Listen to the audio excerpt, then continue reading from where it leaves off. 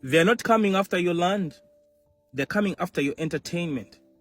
It wasn't enough to kick France out of West Africa. No, no. They're just changing the battlefield. And I need you to understand that they are coming. They don't have a choice. Because when you can't control the land, you try to control the story.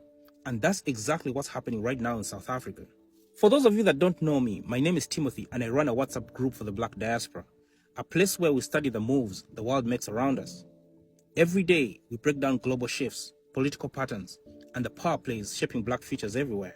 The biggest pay TV network in Africa, MultiChoice, the one with DSTV, SuperSport, and half the content that keeps the continent entertained, is being taken over by a French billionaire company, Canoplas. The deal?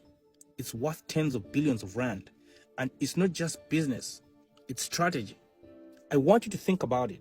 Canoplas is owned by the same French billionaire that controls major news networks and entertainment platforms in Europe. So this isn't about broadcasting football. It's about controlling the narrative. Who tells African stories? Who shapes perception?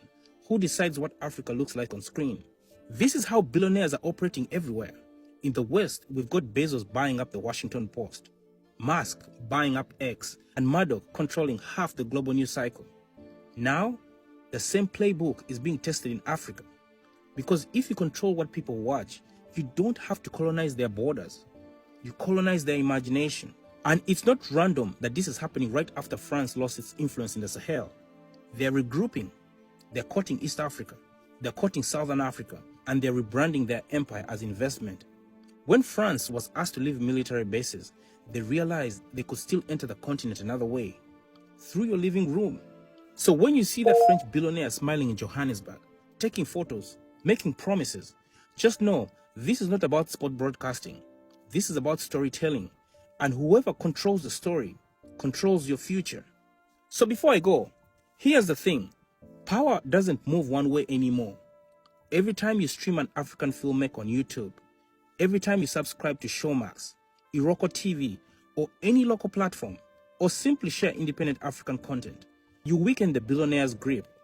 Algorithms notice, investors notice, and the culture shifts. Start creating what you watch the way you create what you eat. Feed your mind locally. Support African storytellers, because culture only belongs to the people who keep it alive. If France wants the lens, cool, but the focus? That's still up to us.